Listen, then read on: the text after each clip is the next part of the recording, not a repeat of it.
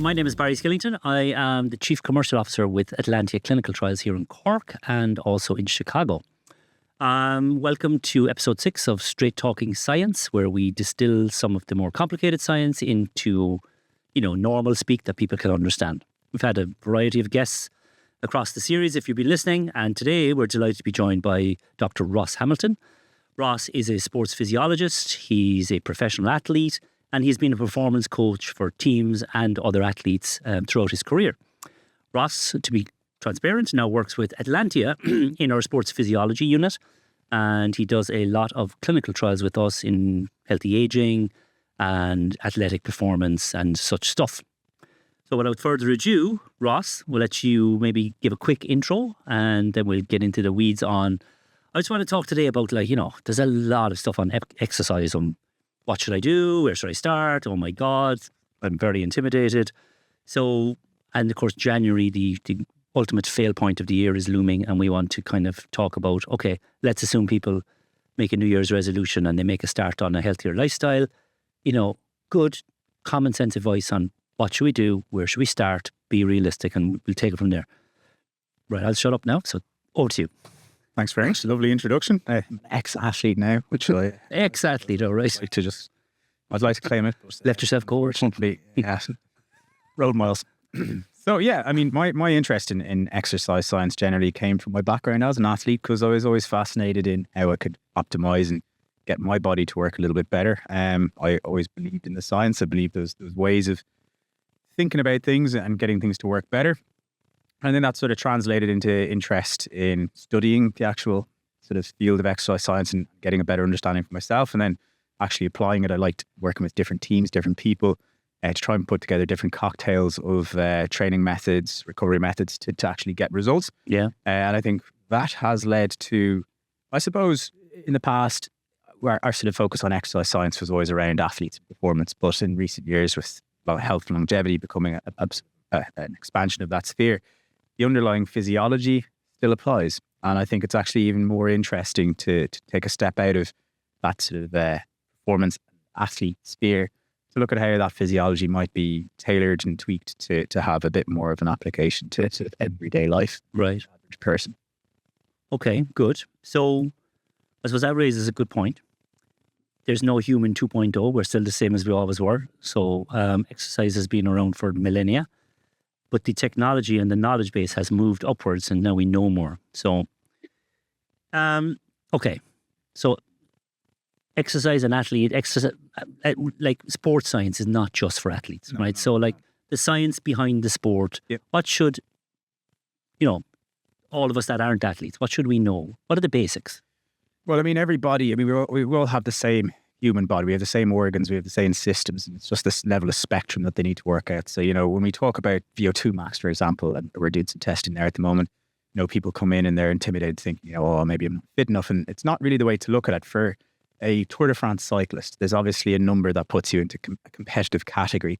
And if you're not hitting that number, you're just not going to be competitive. And to optimize that, you're talking very small percentages. But then at the very bottom end of the spectrum, you're talking about survivability. You're talking about, can you actually take in enough oxygen that if you have some basic blood loss or some sort of issue, that's more sort of health or clinically related, will you actually survive it? Because will the organs actually get oxygen? Is the blood flow and is the supply sufficient enough to actually get you to survive? And that's the same physiology. It's the same organs that we're talking about. It's just a different end of the spectrum. They respond in much the same way. It's just the sort of the dose of I suppose, exercise or activity that's sort of different. So, I mean, you have a Tour de France cyclist training 30 hours a week. Yeah. That's why he's got, a 60, 70 plus VO2 miles per kilo. But for somebody who's maybe in the sort of the 20, that might just be a case of walking every other day to sort of take it to 25.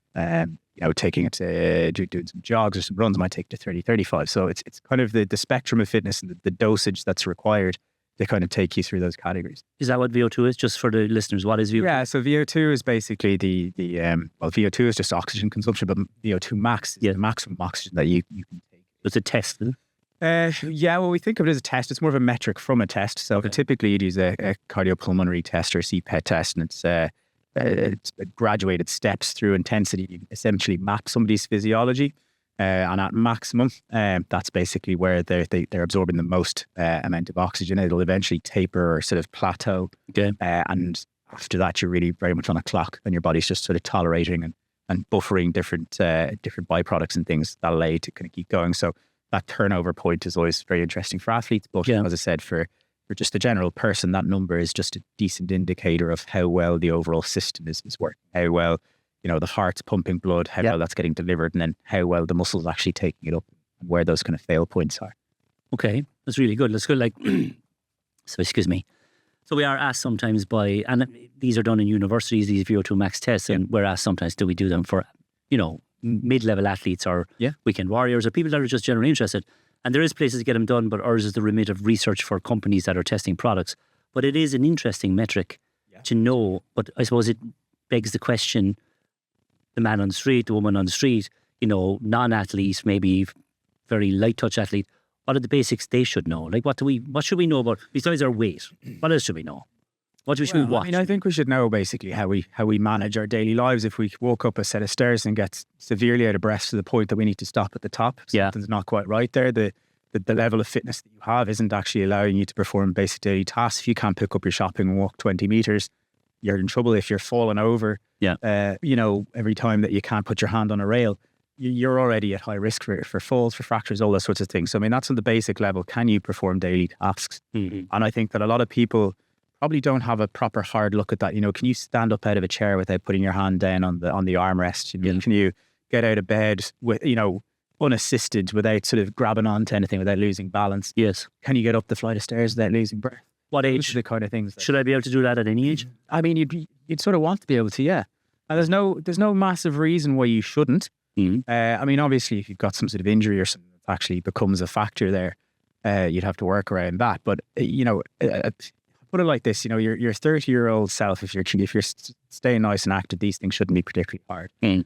But then, as people get older, they're not walking nearly as far because they don't need to. Maybe they're working more sedentary jobs, or not working at all. Yeah. Very quickly, you start losing those basic capacities. Like, why would somebody need to stand on one leg? They don't. This is why school children are sort of, I say, as teenagers, they can do a lot of these things because they're having to do them. They have to do them in PE, they have to do them in sports, so they're able to do them. Then you look at somebody in their 30s and maybe stop playing PE, and suddenly some of these little skills and traits start dropping away. Yeah. Take it on 30 years later, and now it's things like just breathlessness, being able to stand up, that suddenly they're not actually doing that often. And very quickly they lose the ability to do those things in a safe way. Okay. Like, I suppose, okay, that's good. But we're trying to get to the nuggets. Like, so, right, you're an average age, male, female, you're perimenopausal potentially, and if as a man you're carrying a lot of visceral fat. So let's say you're 30, 40 pounds overweight, you think you exercise, you might go for a walk twice a week with the dog or whatever it is, right? But you can't get up unassisted out of a chair, and you struggle to get out of bed unassisted, and you are a bit breathless when you do any kind of strenuous anything. So now you've decided January the 1st, you're going to New Year's resolution, you're going to take on a whole new physique, you're going to be Arnie by December. Yeah. And so well, actually, I don't want to say Arnie because I don't want to muddy the water. Yeah. Muscle mass gain is different. For the average Joe or the average female who wants to be, fit within a 12-month period, what's a good starting place? I think it's starting with your daily tasks. So if you're getting breathless walking up the stairs, walk more stairs, because that's going to actually give you that sort of stimulus to improve, and walk them regularly. Bring up the frequency of that. Don't avoid the stairs, because that's certainly not going to help. So I think, even looking at our office, we're a three-story building, and there's people just dive bomb into the elevator. It's three sets of stairs. It's not particularly hard. It's probably quicker going up the stairs than going the elevator, but yeah, people are going for the elevator. Yeah, what's that going to do over years? Suddenly that stairs is going to become something that causes breathlessness. But if they're doing it every day, 2 or 3 times a day, yeah. So it's trying to up the frequency of those basic tasks and not avoiding them. Mm-hmm. So for your example there, somebody's overweight. Well, how do you get overweight? It's usually in excess of calories, and it's activity, or the calories and the calorie expenditure doesn't match. So you can either do one thing, you can start getting more activity, or you can take in less calories. Mm-hmm. So you can do a little bit more activity, and then you can start looking at diet and try to cut out the really obvious excessive things. And then suddenly you can actually bring that balance a lot closer. And even that on its own will start moving in the right direction. And it's not a massively big task. I mean, I think the first step in terms of approaching diet is, the crap, just start cutting that out. And everyone knows the crap that kind of sits in the middle, that sort of, there's no problem having a chocolate bar after dinner.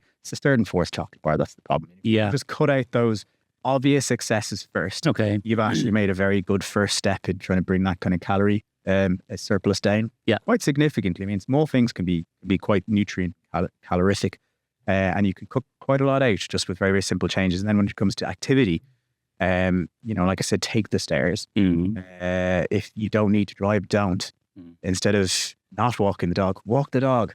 Do an extra lap here and there. Just adding these small things in can actually go a long way. And I think when people find themselves in that real period for sort of situation of desperation, it actually requires very little to get the ball rolling. Yeah. Because you've gotten there because it's probably a complete, just mess.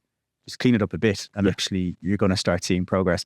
People don't need to be professional athletes to be healthy. Yeah.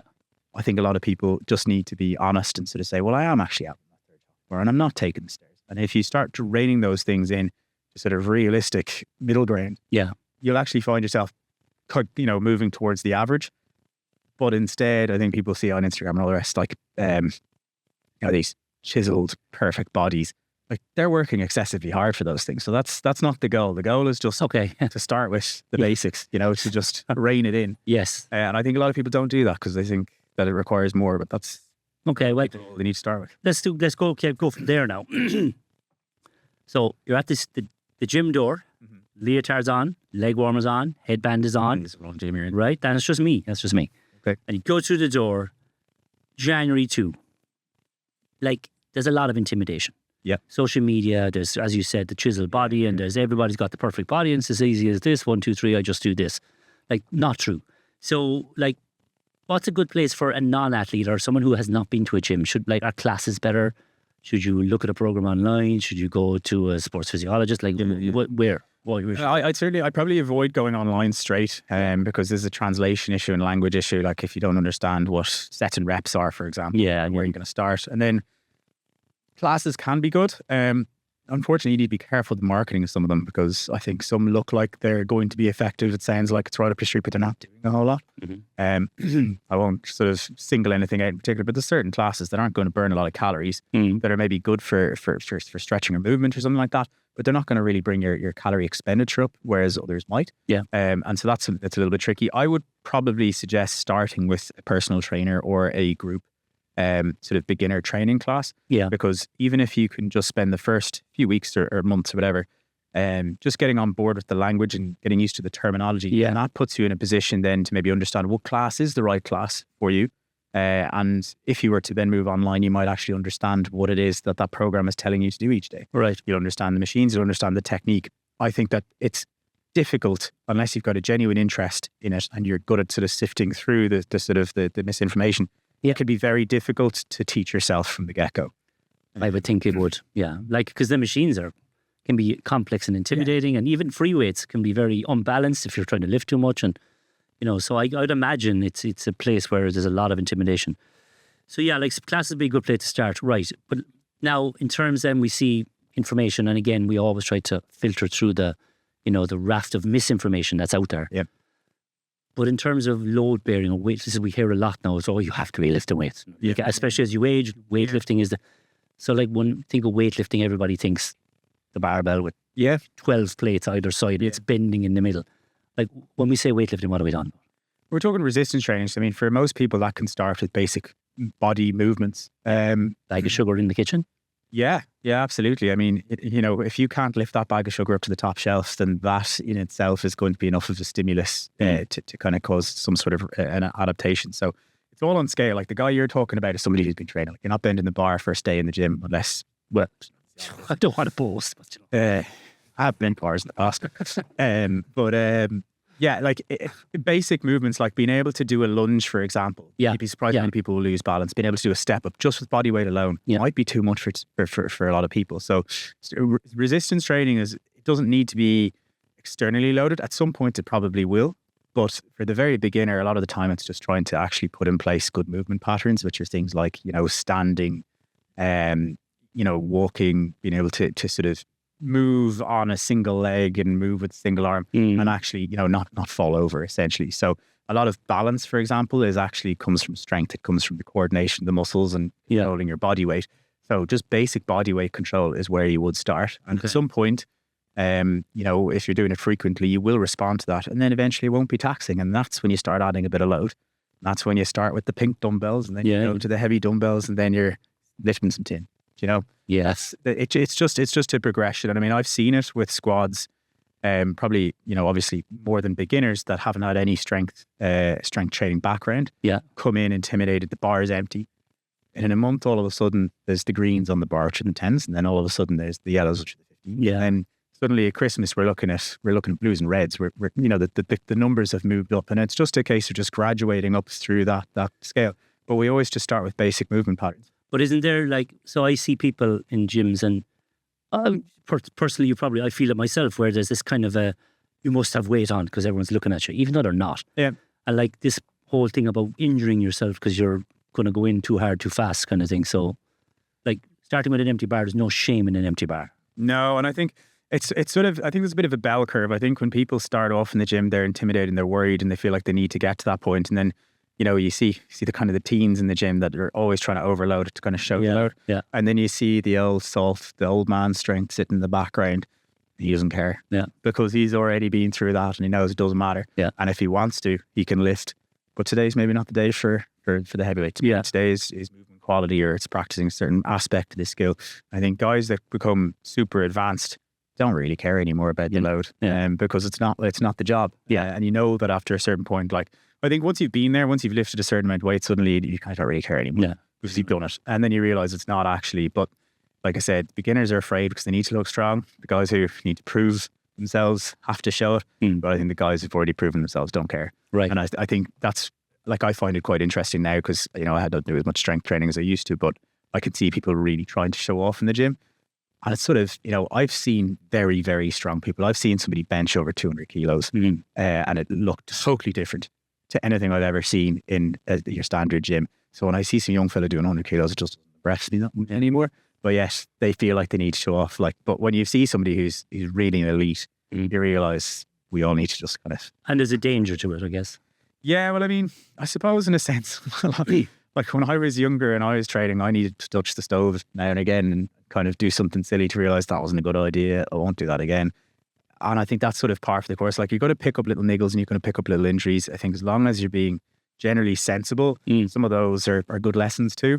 And I think like people are, like I said, if you've got a good fundamental base and you've been taught well, most of the injuries aren't going to be too severe. It's going to be a little bit of a niggle that you're fine in a week. It's when somebody does something really silly that there's big injuries, or it's just genuinely just, I think, unaware or bad coaching. And unfortunately that does happen too. But yeah, it's... What about this notion of so we talked in many episodes about diversity of food and diversity of fuel and diversity of supplements.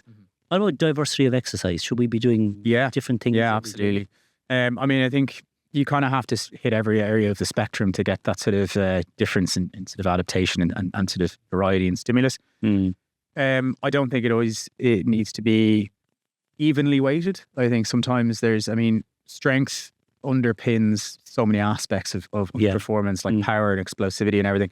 And sort of aerobic fitness underpins so much of general conditioning. Even, if you're aerobically very fit, generally you can cope with more anaerobic and sort of power stuff as well. So, you do have, in most cases, a bit of a pyramid where there's a base. So it's not evenly weighted when you kind of look at the sort of the variance. But generally, you do want to get some sort of a stimulus across the curve, because if you focus on one thing, you get very good at that one area, and then you start to develop holes. And, you kind of want that sort of broad physiology. And it's only really when you get to a very specialist level that you're going to really start to see big imbalances. And I think earlier on, you're better off being, kind of nice and well balanced until you need to be very specific, which for the average person.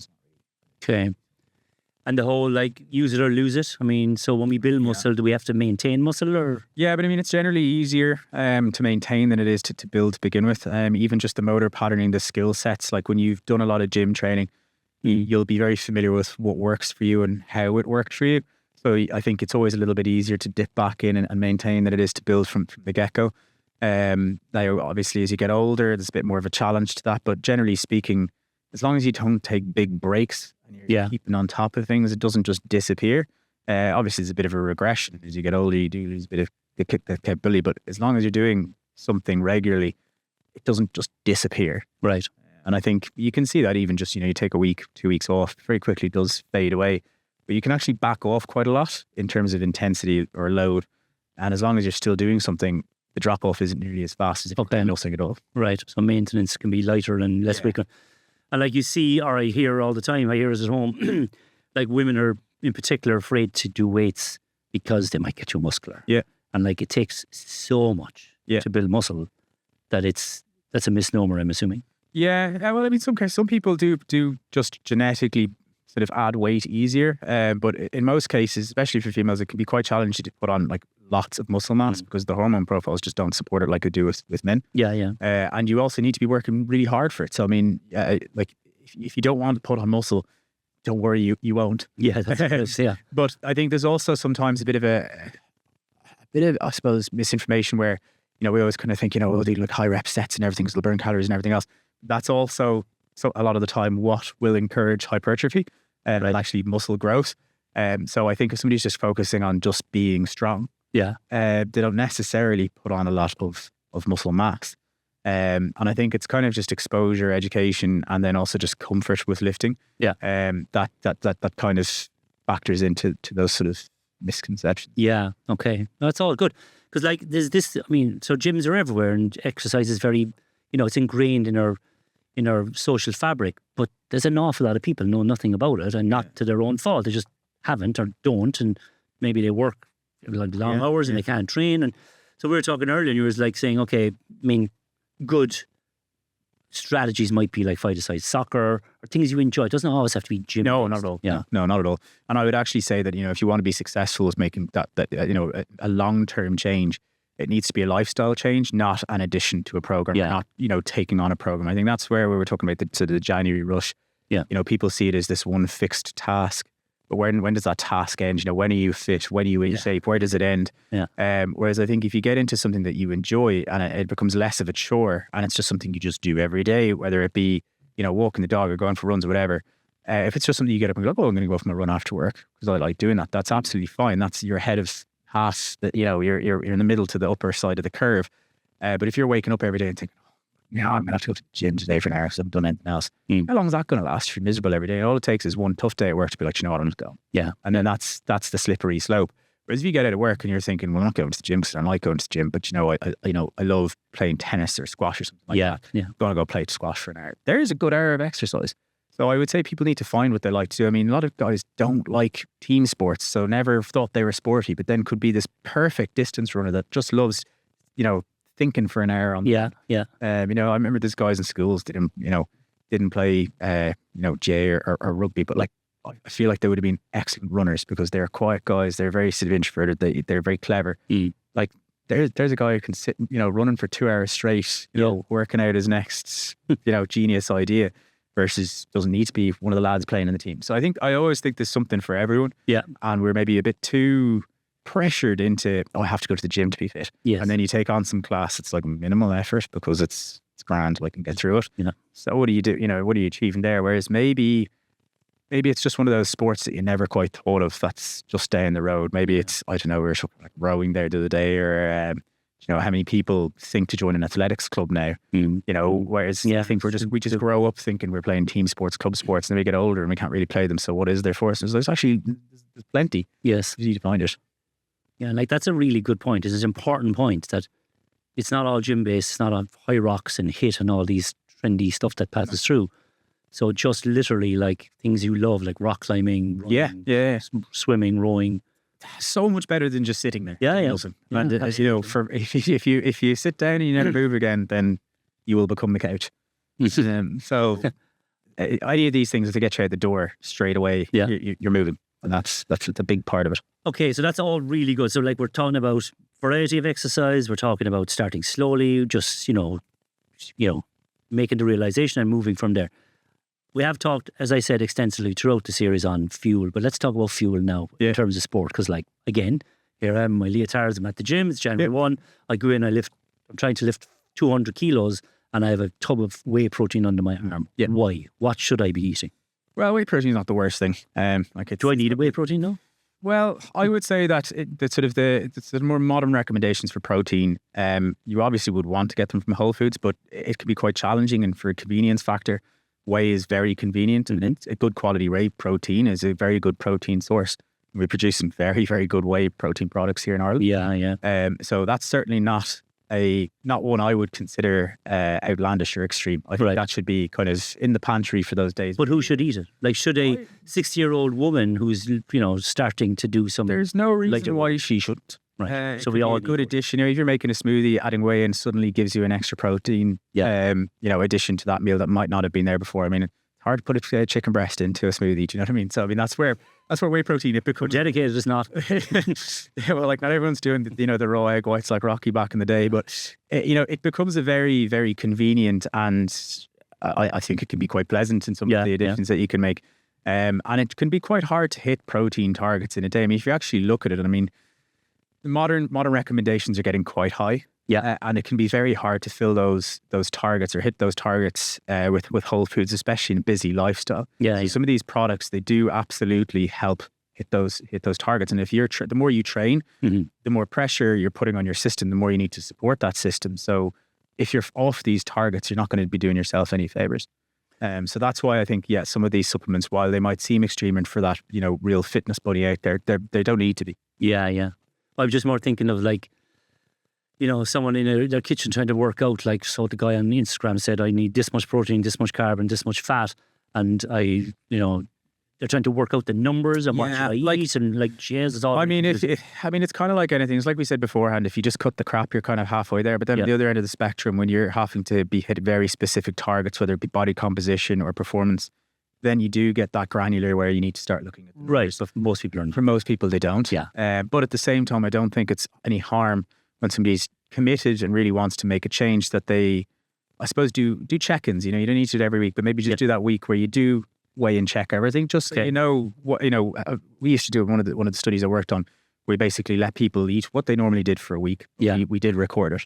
So we could come back and sort of say, okay, actually carbohydrates are in the ballpark, but your protein isn't. Your fat's a little bit high. And a lot of fat's coming from these three food sources on a typical day. So maybe you just reduce them a little bit to bring the fat back down, and there's no protein generally in your breakfast. So try and introduce a source there. Well, what sort of source? Oh, well, maybe choose a yogurt or add some eggs in. And suddenly we've just rebalanced that sort of distribution without any dramatic changes. And I think that could be quite useful for a lot of people because it's not a huge commitment. It's not a huge lifestyle change. It's just simply a bit of a check-in and a little bit of a rejig. So I think we're quite kind of creatures by habit. And the more consistent we are with our diet, the easier it is to make small changes that will kind of trickle down. But yeah, if you don't know, then you can't really do anything about it. So I think to get that sort of benchmark or that kind of starting point, it's no harm to at least do a bit of a.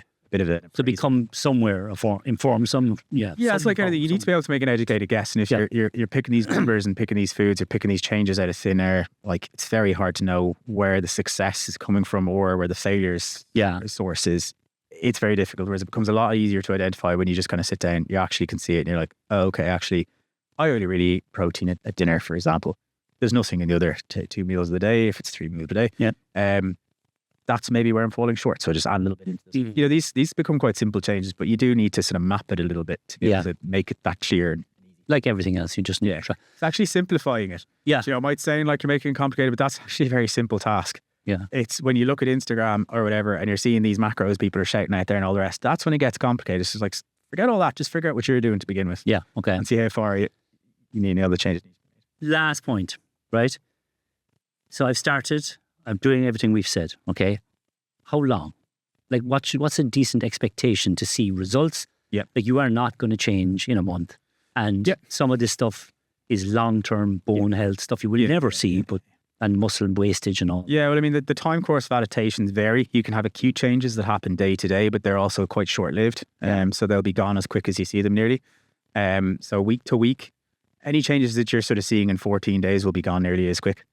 So you really want to kind of give it, I would say, minimum of sort of 4 to 8 weeks to start seeing changes that you can say are real changes. And maybe in the mirror, or like talking. They could be in the mirror, they could be in fitness, they could be in strength, because there are daily fluctuations. Yeah. And I think in a week there's not going to be a magnitude of change that's great enough to say it's real. It can all be within the daily variance. Yeah. And I think 4 weeks, there's not a whole lot I'd be confident to seeing in sort of 4 weeks that I could say is a genuine change. Right. Whereas when we get to sort of that 8 week mark, I think, that's where you see a lot of like 8 week programs. Because that's kind of when people can start to say, yeah, this is working versus just being variance. Yeah. And then longer. I mean, obviously, if you want to make like life changes, they then need to be for life. Yes. So they're really long term. And that's where I say that having these short term goals that maybe don't really have proper endpoints. Yeah. How long can you sustain them for? It's going to be, up in the air. Whereas if you make those lifestyle changes, you become that person that, likes to, I don't know, go for jogs, and you go for 3 jogs a week, and you like running, it's what you do after work. Mm-hmm. That's kind of like a lifestyle thing. You go for your runs after work. So that's going to be something you can maintain for years, perhaps. Yeah. You'll always be able to do that. And you'll always come back to it. If you get injured or whatever, you'll always be trying to get back to your hobby. And so that becomes that sort of long term. That's when you get somebody who's fit, don't you? Yeah. That's kind of, they're fit because they're a runner. And that will stand to you forever. Yeah. Yeah. Well, as long as you maintain it. As long as you maintain it. But like I said, if you truly find something you enjoy, I don't think you're going to quit it that easily. Yeah. And you'll certainly absorb the setbacks to try and get back to doing what you want to do. Yeah. But if it's something like going to the gym because you have to go to the gym because you have to get fit and you have to go to the gym to get fit, it's not going to take a whole lot to knock you off that. Yeah.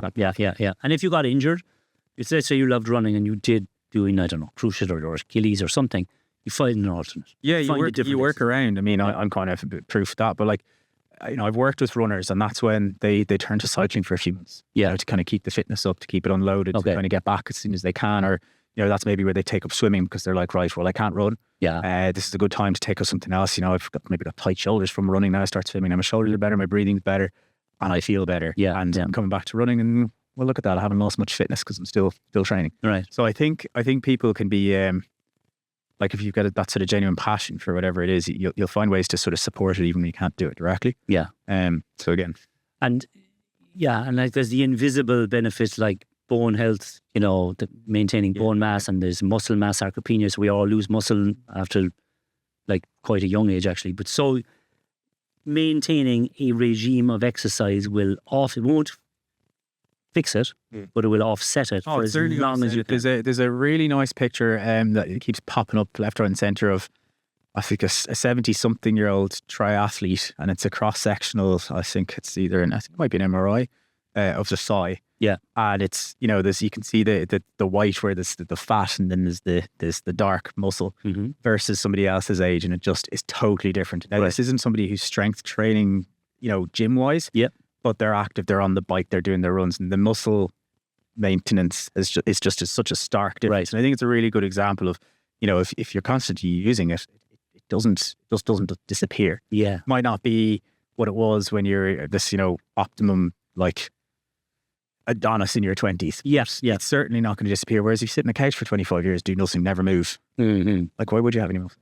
And just to translate that, so that person or that type of person is able to do whatever they want. They can walk a stairs, So it gives them the ability because they've kept their body to a point where it's still mobile and you can do whatever you do to live your life.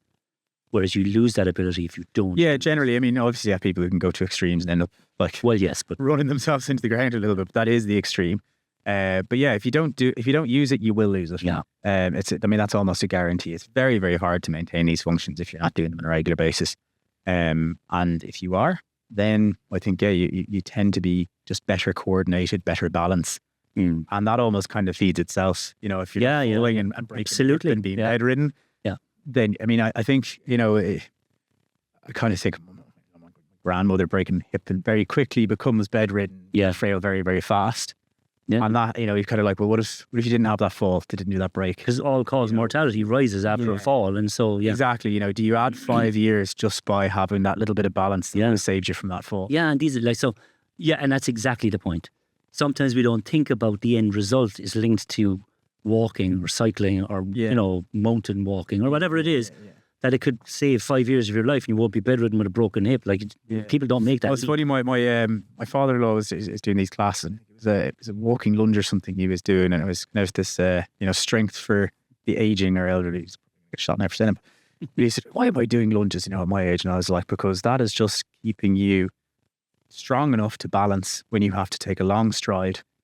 And that's what's going to prevent you from having a fall, which is going to prevent you from breaking a hip, which is going to prevent you from being bedridden for 3 or 4 months, which is going to prevent that frailty, which she never come back from. Yeah.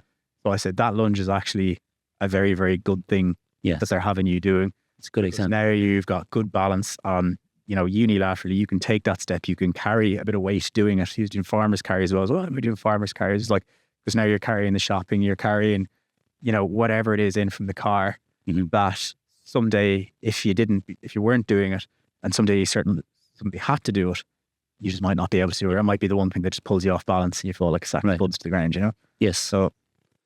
Okay, that's really good. So does it cover it all? No. Could you talk for days? Yes. Ross could talk for days, that's for sure. But it's all very interesting stuff.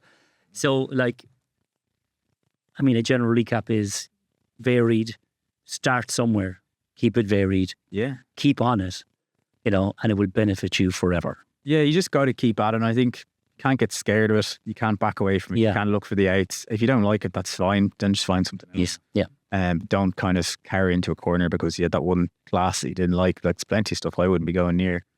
But there's plenty of other stuff out there that you can try and really get hooked into. Okay. Thank you so much for coming in. Hopefully our viewers, I hope you found all that very interesting, and, like and share, move the information around the internet. The more you like and share, the more likely it is we'll show back up here.